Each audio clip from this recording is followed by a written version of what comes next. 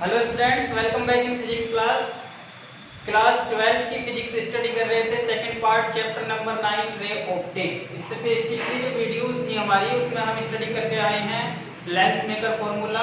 काफ़ी important formula था। I think आपने सभी ने उसको स्टडी किया है। जिसने नहीं किया है तो वो स्टडी जरूर करे, क्योंकि एग्जाम के पॉइंट ऑफ व्यू से आपका बहुत ही इंपॉर्टेंट फार्मूला है, वो इस चैप्टर के पॉइंट ऑफ व्यू से भी काफ़ी इंपॉर्टेंट है। ओके, आज का हमारा टॉपिक है लेंस। लेंस के बारे में हम उसमें भी स्टडी कर चुके थे प्रीवियस वीडियो में भी। उसमें भी हमने बात की थी कि लेंस क्या होता है। एक कांच का जो हमारे पृष्ठ थे कांच के, बोलिए उत्तल पृष्ठ बोलिए अवतल पृष्ठों को मिला करके एक ऐसा पारदर्शी माध्यम बनाया जाता है जिससे प्रकाश के अपवर्तन के बाद हमें किसी वस्तु की प्रतिबिंब दिखाई देते हैं। उस माध्यम को हम कहते हैं, वो जो पूरा एक पारदर्शी माध्यम बनाया उसका नाम होता है हमारा लेंस। लेंस हमारे बेसिकली दो प्रकार के हम पढ़ते हैं, लेकिन होते हमने आपको दिखाई भी है नोट्स में कि वो तीन अलग अलग टाइप के होते हैं। समतल, कोई अगर हम उत्तल की बात करें तो एक होता है उभय उत्तल, एक होता है समतल उत्तल, एक होता है अवतल उत्तल। ठीक है, इसी प्रकार से तीन टाइप के हमारे अवतल लेंस होते हैं। तो बेसिकली जो हम स्टडी करते हैं वो दो ही प्रकार के लेंसों की करते हैं, एक उत्तल लेंस हो गया, एक हमारा अवतल लेंस हो गया। उत्तल को उभय उत्तल भी कहा जाता है और अवतल को उभय अवतल भी कहा जाता है। ओके, तो हमने यहाँ पर दो लेंस बनाए हैं, एक उत्तल लेंस है, ये अवतल लेंस है। अब देखिए कुछ बेसिक परिभाषाएं बताई गई थी कि जो लेंस होता है उसके हम लेफ्ट साइड में ये लेंस का प्रकाशीय केंद्र कहलाता है। इधर मान करके चलते हैं, ये प्रथम फोकस मान लेते हैं, ये प्रथम वक्रता केंद्र जिसको 2f1 से दिखाया जाता है।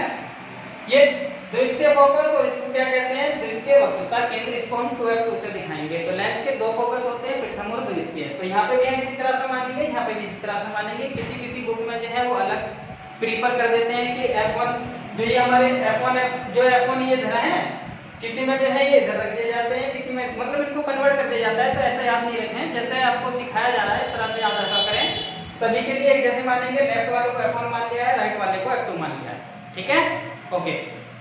अब अगर लेंस पर अनंत से रखी किसी वस्तु से प्रकाश की किरणें इस प्रकार से आए कि वो पैरेलल हो, मुख्य अक्ष के समांतर हो, तो वो प्रकाश इस पर आकर आपतित होगा लेंस के ऊपर, और लेंस के ऊपर आपतित होने के बाद वो जिस बिंदु पर मुख्य अक्ष पर इकट्ठा हो जाएगा, उत्तल लेंस की बात कर रहे हैं, अगर उत्तल लेंस से अपवर्तन के बाद जिस बिंदु पर वो इकट्ठा हो जाए, एक पॉइंट पर आकर सारी मिल जाए, उस बिंदु को कहा जाता है उत्तल लेंस का फोकस। और अगर अवतल के केस में मिले कि समांतर जो है मुख्य अक्ष के समांतर कुछ किरणें आ रही हैं प्रकाश की, लेंस से अपवर्तन होगा, और अपवर्तन होने के बाद में जैसे बनाई देता हूँ ये, हालांकि आपको पहले भी बताया जा चुका है, ये अपवर्तन के बाद इस तरह से मुड़ जाएगी, ये इधर को मुड़ जाएगी। दो किरणें इसकी ले लें, ये फोकस से होकर जाएगी, ये फोकस से होकर जाएगी। देखिए, तो ये मुख्य अक्ष के समांतर किरणें आ रही हैं, जिस बिंदु पर हमारी ये आकर के मिली हैं, इस बिंदु को कहा जाएगा इस लेंस का मुख्य फोकस। ठीक है, मेन फोकस। तो इसका मुख्य फोकस किधर पड़ गया, अवतल लेंस का राइट साइड में। अवतल लेंस की बात करेंगे तो इसका मुख्य फोकस देखिए ये किधर को बेंड होगी, इधर को। अवतल लेंस से जो है इस तरह से बेंड होगी कि पीछे मिलाने पर ये किसी एक बिंदु पर जाकर मिल रही हैं, प्रतीत होती है ऐसे कि पीछे मिलाने पर किसी एक बिंदु पर मिल जाएं, ये उस बिंदु से जाती हुई प्रतीत होती हैं। तो इस बिंदु को कहा जाता है इस लेंस का, अर्थात अवतल लेंस का मुख्य फोकस।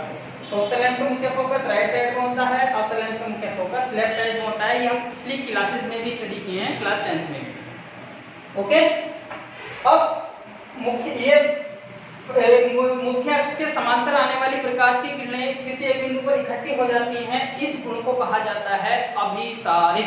क्या कहा जाता है, अभिसारी, कन्वर्ज कर देना। तो उत्तल लेंस का दूसरा नाम अभिसारी लेंस भी होता है, और इसकी जो इसकी प्रॉपर्टी है एक पॉइंट पर इकट्ठा करने की, इसको बोलते हैं कि ये अभिसारित कर देता है। ठीक है, तो उत्तल लेंस का दूसरा नाम क्या है, अभिसारी लेंस भी है, कन्वर्जिंग लेंस।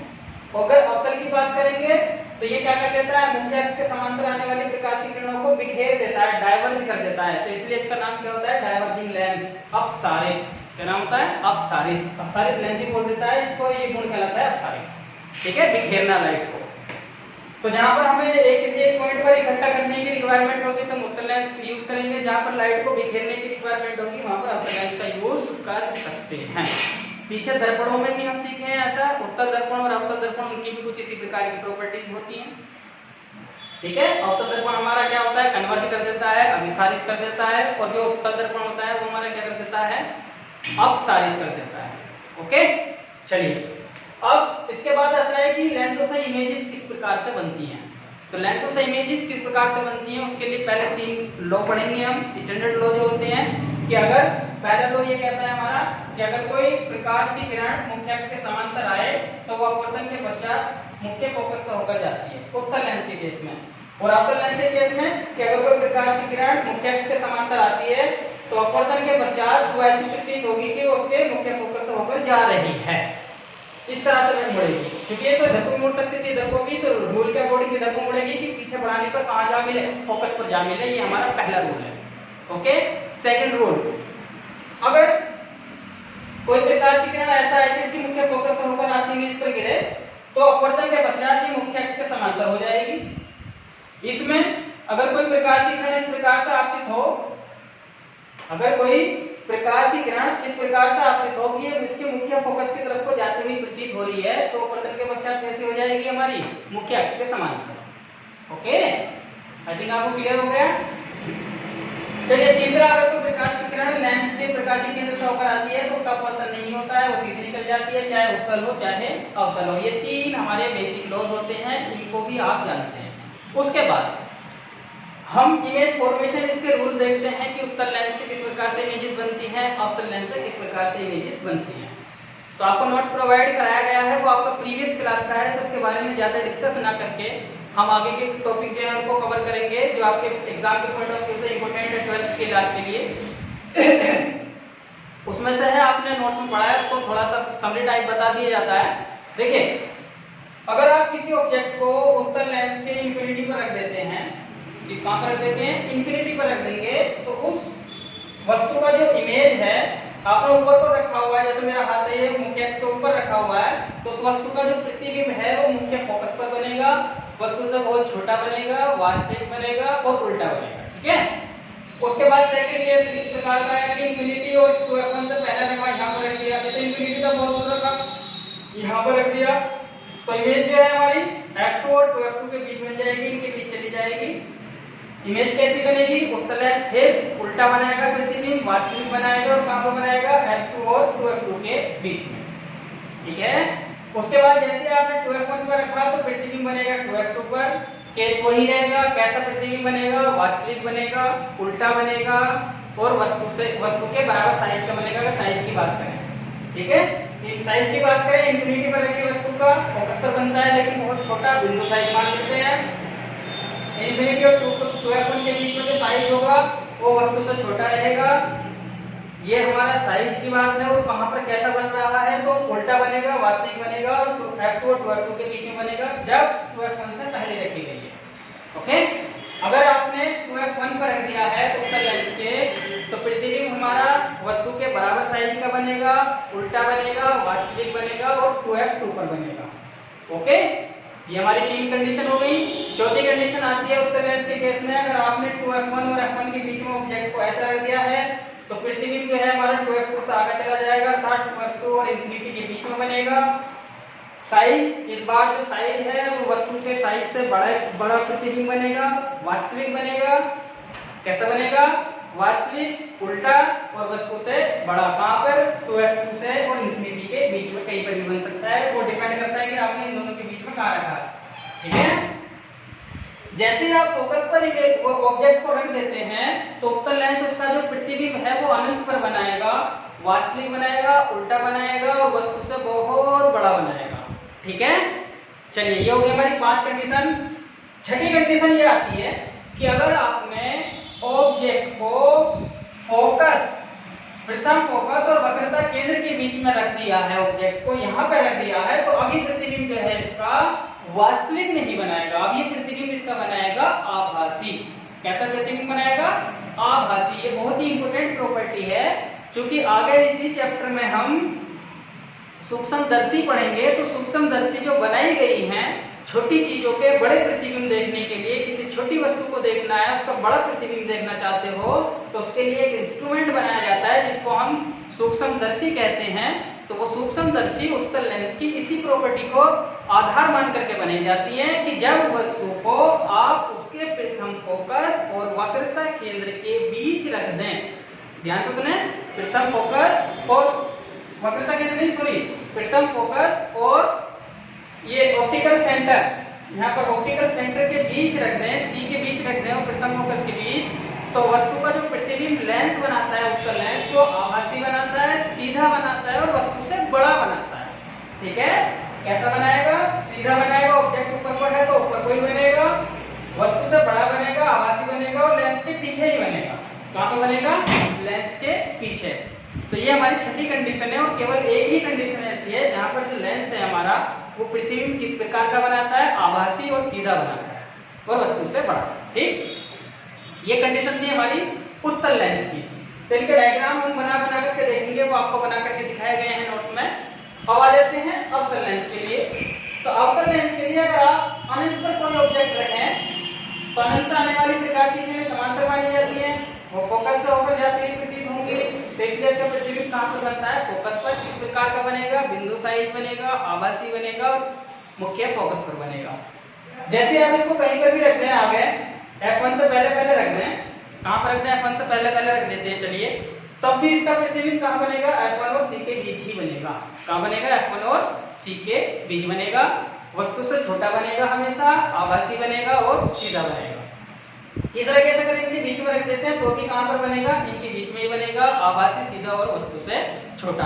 तो कंक्लूजन ये निकलता है कि अवतल लेंस जो है वो प्रतिबिंब आभासी ही बनाता है। कैसा बनाता है? आभासी बनाता है। और जो प्रतिबिंब आभासी होता है वो सीधा होता है, लेकिन यहाँ पे जो अवतल लेंस है उसको छोटा ही बनाता है। तो आभासी, सीधा और वस्तु से छोटा बनाता है अवतल लेंस। आप उसको कहीं पर भी रख दें इसके ऑप्टिकल सेंटर से पहले। ओके, अगर आपको आभासी, सीधा और बड़ा प्रतिबिंब चाहिए तो आपको कौन सा यूज करना पड़ेगा? लेंस, उत्तल लेंस यूज करना पड़ेगा। लेकिन शर्त यह है कि आप ऑब्जेक्ट को कहां पर रखोगे? F1 और C के बीच में। तो ये तो थे प्रतिबिंब हमारे बना करके जब हम निकालते हैं उत्तल और अवतल लेंस से, तब किस प्रकार से बनते हैं, ये कंडीशन थी हमारी इमेज डायग्राम के थ्रू बताने वाली। अब हमें बार डायग्राम ना बनाना पड़े, किसी जो प्रतिबिंब हमारा किसी लेंस से बना है, अगर हम उसको मैथमेटिकल कैलकुलेट कर लेते हैं तो उस फॉर्मूले को हम कहते हैं कि लेंस की रेखीय आवर्धन क्या है।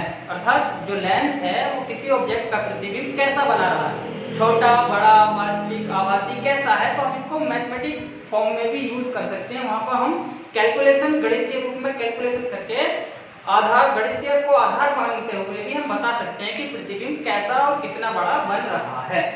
ओके, तो वो हमारा जो प्रॉपर्टी है उसको कहा जाता है लेंस की रेखीय आवर्धन क्षमता। क्या कहा जाता है? लेंस की रेखीय आवर्धन क्षमता। इसको हम m से प्रदर्शित करते हैं, स्मॉल m से। तो यहाँ तक की जो ये कहानी थी वहां से आगे बढ़ना है अब हमें। बेसिकली ये हमारा बेसिक था, इसके बारे में हमें पिछली क्लासेस में भी स्टडी कर चुके हैं। अभी आपको बता दिया गया है। अगर फिर भी किसी को कोई प्रॉब्लम हो तो वो मुझसे पूछ सकता है, कमेंट कर सकता है, पर्सनली भी आपके पास में नंबर होगा उस पर कॉन्टेक्ट कर सकता है। ओके, चलिए, तो रेखीय आवर्धन क्षमता क्या कहती है हमसे किसी लेंस की? ये हमसे ये कहती है कि किसी लेंस की जो रेखीय आवर्धन क्षमता होती है वो उस लेंस की के द्वारा बनाए गए प्रतिबिंब की हाइट और जो ऑब्जेक्ट है उसकी हाइट के अनुपात को हम रेखीय आवर्धन क्षमता कहते हैं किसी लेंस की। इसको स्मॉल m से प्रदर्शित करते हैं। अर्थात स्मॉल m जो होती है प्रतिबिंब की ऊंचाई, प्रतिबिंब की ऊंचाई बटे वस्तु की ऊंचाई, इन दोनों का जो अनुपात है उसको रेखीय आवर्धन क्षमता कहते हैं, वस्तु की ऊंचाई। ठीक, अगर प्रतिबिंब की ऊंचाई में h' मान लो, वस्तु की h मान लो, तो रेखीय आवर्धन क्या हो जाएगा? h'/h। और ये जो है जब हम इसको प्रूव करते हैं तो प्रूव करने में हम ये पाते हैं कि जो आवर्धन क्षमता है वो h'/h तो होती ही है, लेकिन ये v/u के इक्वल ही आती है। इसके इक्वल आती है v/u के। अगर हम मिरर के केस में बात करें, दर्पणों के केस में बात करें, तो वहां पर यही आवर्धन क्षमता इसी प्रकार से आती है, लेकिन वो -v/u होती है। लेकिन लेंस में क्या होती है? v/u। v क्या होती है? जो हमारी इमेज बनी है, जो प्रतिबिंब बना है उसकी दूरी, प्रतिबिंब की दूरी, प्रतिबिंब बिंब की दूरी, और u क्या होती है, वस्तु की दूरी। सारी दूरियां कहां से मेजर की जाएंगी, ऑप्टिकल सेंटर से, वस्तु की दूरी। ठीक है, क्योंकि लेंस कैसा मानते हैं, बिल्कुल पतला लेंस मानते हैं, तो इसलिए जो है पोल बेसिकली ऑप्टिकल सेंटर से ही मेजर कर लेते हैं, वरना हम पोल से मेजर करते हैं। ओके, तो प्रतिबिंब की दूरी होती है और u क्या होती है, वस्तु की दूरी। तो ये हो गया हमारा रेखीय आवर्धन का फॉर्मूला। इसी लेंस की रेखीय आवर्धन क्षमता अगर हम निकाल रहे हैं, तो अब देखें अगर रेखीय आवर्धन क्षमता जो है हमारी वो नेगेटिव आ जाती है, कैसी आ जाती है, नेगेटिव आ जाती है, तो हमारा जो प्रतिबिंब है अगर ये नेगेटिव आ जाती है, तो हमारा जो प्रतिबिंब है, आपका जो ये प्रतिबिंब था, तो ये प्रतिबिंब हमारा बन रहा है वास्तविक। कैसा बन रहा है बेटा, वास्तविक। ठीक है, अगर ये नेगेटिव आ जाती है, अगर ये पॉजिटिव आ जाती है, हम कैसा आ जाता है, पॉजिटिव, तो प्रतिबिंब बन रहा है हमारा आभासी। कैसा प्रतिबिंब बन रहा है बेटा, आभासी। ओके, इनको इस प्रकार से हमें क्या पता चल गया, प्रतिबिंब की जो प्रकृति है आभासी और वास्तविक, वो पता चल जाता है कहां से, आवर्धन क्षमता से। अब बात आती है कि ऐसा ये कैसे पता चलेगा कि प्रतिबिंब बड़ा बन रहा है या छोटा बन रहा है, तो उसका पता हम इस प्रकार से लगाएंगे कि अगर हमारी m की वैल्यू आ जाती है 1, कितनी आ जाती है, 1, तो हमारा जो प्रतिबिंब है वो वस्तु के साइज का बन रहा है। कैसा बन रहा है बेटा, वस्तु के साइज का। अगर हमारी m की वैल्यू आ जाती है ग्रेटर देन 1 से बड़ी आ जाती है कहीं पर अगर आवर्धन क्षमता किसी लेंस की, तो हमारा जो प्रतिबिंब है वो बन रहा है वस्तु से बड़ा। कैसा बन रहा है, वस्तु से बड़ा। कैसा बन रहा है, वस्तु से बड़ा। अगर m जो है हमारा वो आ जाता है 1 से लेस। कैसा आ जाता है m हमारा, 1 से लेस। ध्यान से सुने, अगर 1 आ जाता है तो प्रतिबिंब बन रहा है वस्तु के साइज का। अगर m की वैल्यू जो है वो 1 से ज्यादा आ जाती है, किससे ज्यादा आ जाती है, 1 से ज्यादा आ जाती है, तो हमारा जो प्रतिबिंब है वो बन रहा है वस्तु से बड़ा। अगर m की वैल्यू 1 से छोटी आ जाती है, तो हमारा जो प्रतिबिंब है वो बन रहा है वस्तु से छोटा। ठीक है, इस तरह से हम पता लगा सकते हैं कि प्रतिबिंब छोटा बड़ा और उसकी प्रकृति। अब आप कहेंगे कि ये कैसे पता लगाएंगे कि वस्तु का जो प्रतिबिंब है वो कहाँ पर बन रहा है, तो वस्तु का जो प्रतिबिंब है ये कहाँ पर बन रहा है उसका पता लगाएंगे v से। कहां से, v से। यही हमें बताएगा कि वस्तु का जो प्रतिबिंब है वो कहाँ पर बन रहा है।